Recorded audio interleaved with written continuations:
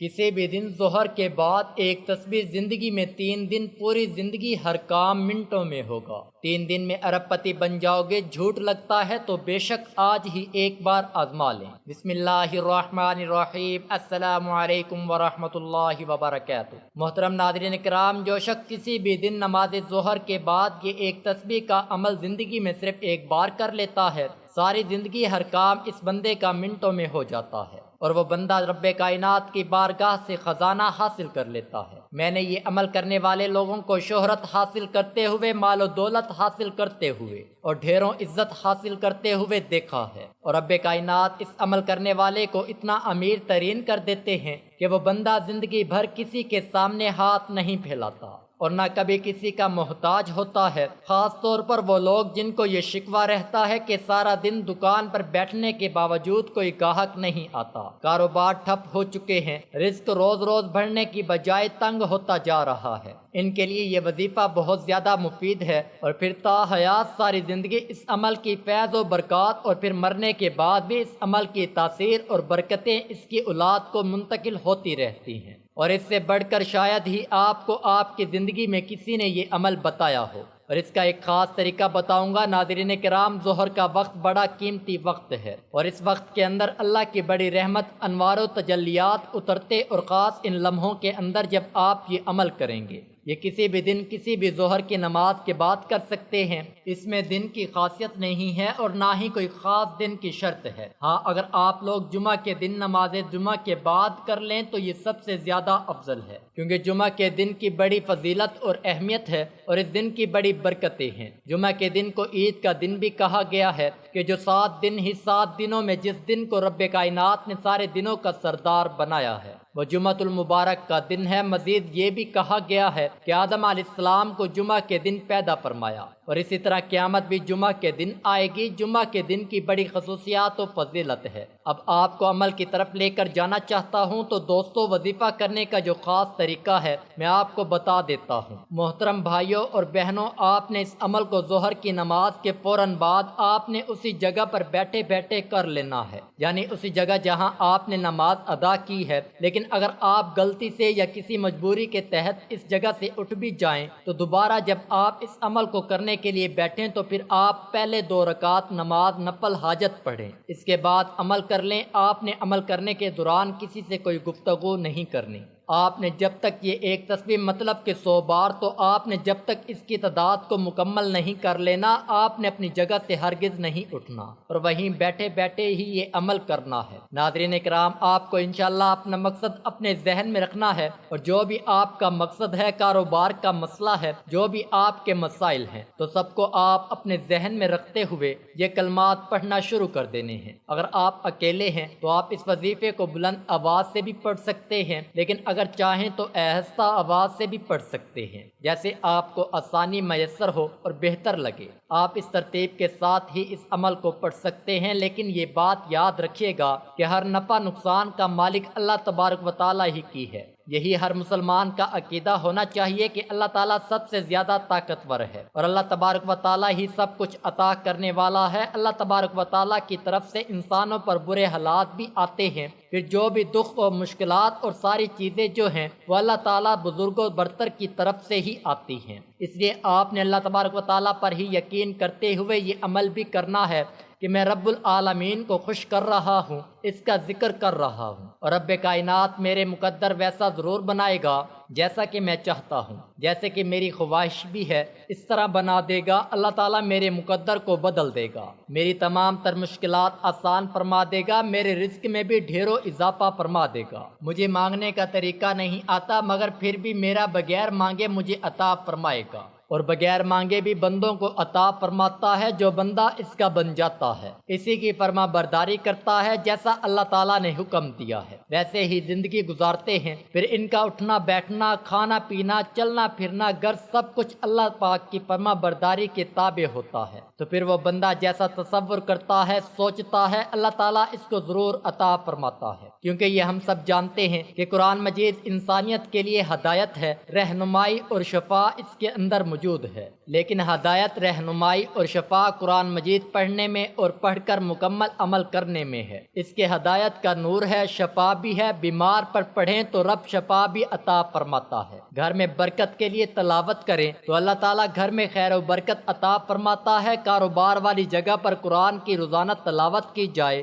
تو اللہ تعالیٰ اس کاروبار میں برکت پیدا فرما دیتا ہے، کاروبار زیادہ چلنے لگ جاتا ہے۔ ناظرین کرام، یہ ساری چیزیں یہی واضح کرتی ہیں کہ قرآن مجید کے اندر اللہ تعالیٰ نے ہر ایک تاثیر رکھی ہے، حتیٰ کہ یوں سمجھے کہ جس تصور کے ساتھ، جس نیت کے ساتھ آپ قرآن مجید کی تلاوت کریں گے، آپ بھی کائنات آپ کو اسی کے مطابق اس پر اجر بھی عطا فرمائے گا، اور اسی کام کے اندر بھی کائنات آپ کو آسانیاں پیدا فرمائے گا۔ اور جو شخص بھی یہ عمل جو آج میں آپ کو بتانے جا رہا ہوں اور یقین کے ساتھ کرے گا، اللہ پاک اس کو بہت زیادہ رزق اور مال و دولت عطا فرمائے گا۔ اس شخص کے تمام مشکلات، دکھ درد کو ختم کر دے گا، اس کے رزق میں، اس کی روزی میں بہت زیادہ اضافہ ہوگا۔ ہر گزرتے دن کے ساتھ ساتھ اس کی دولت میں اضافہ ہی ہوتا رہے گا، اس کے مشکل سے مشکل کاموں میں آسانیاں پیدا ہوں گی، اس کی جو دلی حاجات ہوں گی وہ سب پوری ہوں گی۔ کئی دفعہ ایسا ہوتا ہے کہ انسان کے دل میں کئی طرح کی خواہشات بھی ہوتی ہیں جن کا وہ کسی سے ذکر بھی نہیں کر پاتا۔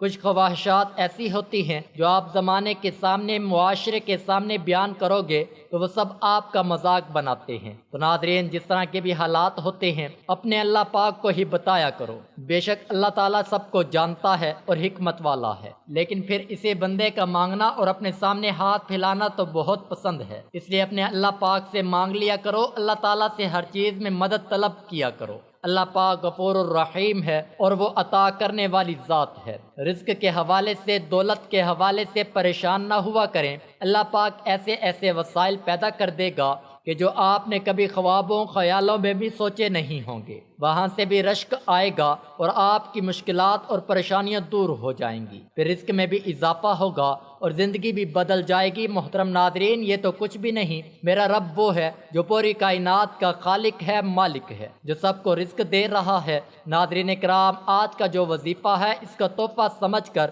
آپ نے سب قبول کرنا ہے اور اس کو اسی ترتیب کے ساتھ کرنا ہے جس طرح سے ہم آپ کو بتائیں گے۔ ظہر کی نماز کے بعد آپ یہ پڑھ کر دیکھ لیں، اگر آپ کو دنیا کی سلطنت چاہیے آج تک جو آپ کو کبھی نہیں ملا اور آپ کو اسے پانے کی حسرت بھی ہے، آج اس تسبیح کو پڑھ کر دیکھ لیں۔ اس تسبیح کو پڑھنے کے بعد آپ ہاتھ اٹھا کر جو بھی مانگو گے، آپ کے ہاتھ بعد میں نیچے آئیں گے جبکہ پہلے آپ کی دعا قبول ہوگی۔ ناظرین کرام، یہ اللہ تعالیٰ کا کلام برحق ہے۔ قرآن مجید اللہ پاک کی ایک ایسی مقدس محترم کتاب ہے جس کا اللہ پاک نے قیامت تک حفاظت کا ذمہ خود لے رکھا ہے، اور میرا اللہ تعالیٰ قرآن مجید کی سورۃ الرحمن میں خود فرماتا ہے کہ ترجمہ، تو کہہ اے اللہ بادشاہی کے مالک، جسے تو چاہتا ہے سلطنت دیتا ہے اور جس سے چاہتا ہے سلطنت چھین لیتا ہے، جسے تو چاہتا ہے عزت دیتا ہے اور جسے تو چاہے ذلیل کرتا ہے، سب خوبی تیرے ہاتھ میں ہے، بے شک تو ہر چیز پر قادر ہے۔ تو رات کو دن میں داخل کرتا ہے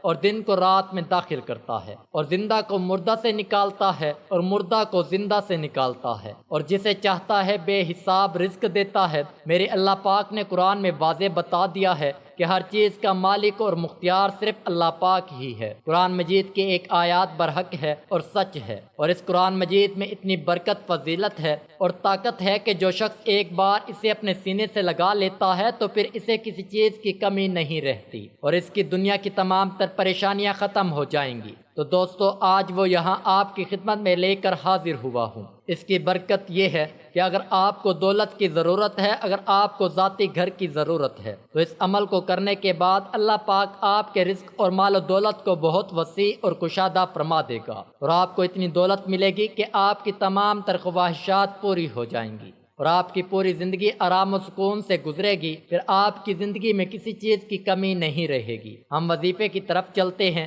تو دوستو، آپ سب سے پہلے ایک مرتبہ اعوذ باللہ من الشیطان الرجیم پڑھ لیں گے، اس کے بعد ایک مرتبہ بسم اللہ الرحمن الرحیم، اس کے بعد ایک مرتبہ درود پاک پڑھنا ہے۔ درود پاک آپ کوئی سبھی پڑھ سکتے ہیں، ایک بار میرے ساتھ بھی دوہرا لیں۔ اللہم صلی علی محمد وعلی آل محمد کما صلیت علی ابراہیم وعلی آل ابراہیم انک حمید مجید۔ اللہم بارک علی محمد وعلی آل محمد کما بارکت علی ابراہیم وعلی آل ابراہیم انک حمید مجید۔ اس کے بعد آپ نے ایک تسبیح پر استغفر اللہ استغفر اللہ استغفر اللہ پڑھنا ہے۔ یہ پڑھنے کے بعد آپ نے یعنی کہ 300 مرتبہ پڑھنا ہے۔ اس کے بعد آپ نے یہ درود پاک پڑھنا ہے، اور یہ درود پاک اگر آپ 100 مرتبہ پڑھ لیں تو سب سے اچھا ہے، یعنی کہ آپ درود تنجینہ پڑھیں ہر جمعۃ المبارک کے دن، جمعہ کے بعد 100 مرتبہ پڑھ لیں، انشاءاللہ تعالی ساری زندگی کسی کے محتاج نہیں ہوں گے۔ بن مانگے ہی رب کائنات آپ کو ڈھیروں عطا فرمائے گا، اور ہر چیز آپ کو غیب کے خزانے سے ملے گی۔ کم از کم 100 مرتبہ یعنی کہ آپ درود تنجینہ 100 مرتبہ لازمی پڑھ لیں۔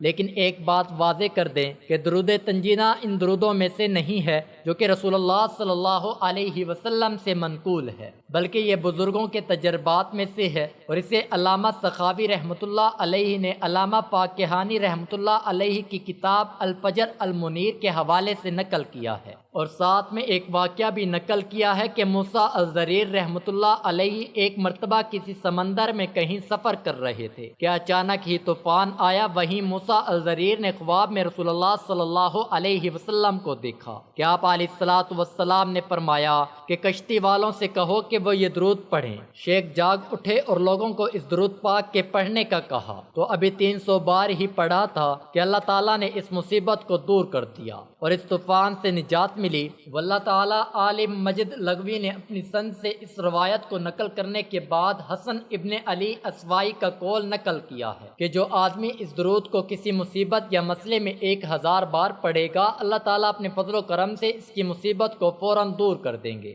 اور اس کے کام کو پورا کر دیں گے۔ یہ تفصیل علامہ سخاوی رحمۃ اللہ علیہ نے اپنی کتاب القول البدیع فی الصلاۃ الحبیب الشفیع نقل کی ہے۔ درود کے الفاظ نقل کیے ہیں: اللہم صلی علی سیدنا محمد صلاۃ تنجینا بہا من جمیع الاحوال والآفات وتقضی لنا بہا جمیع الحاجات وتطہرنا بہا من جمیع السیئات وترفعنا بہا عندک علی الدرجات وتبلغنا بہا اقصى الغایات من جمیع الخیرات فی الحیات وبعد الممات انک علی کل شیء قدیر۔ ترجمہ: اے پروردگار، آپ درود نازل فرمائیں محمد صلی اللہ علیہ وسلم پر، ایسا درود جس کی برکت سے آپ ہمیں ہر مصیبت اور آفت سے نجات عطا فرمائیں، اور اس کے ذریعے آپ ہماری تمام حاجات پوری کریں اور ہمیں تمام گناہوں سے پاک کریں، اور اپنے ہاں ہمیں اعلیٰ درجہ تک بلندی عطا کریں اور تمام خیروں کے انتہا تک ہمیں پہنچائیں۔ زندگی میں بھی اور موت کے بعد بھی بہرحال یہ درود رسول اللہ صلی اللہ علیہ وسلم کے کسی حدیث سے ثابت نہیں ہے، اسے حضور صلی اللہ علیہ وسلم کی طرف منسوب نہیں کر سکتے ہیں، البتہ بزرگوں کے مجربات میں سے ہے،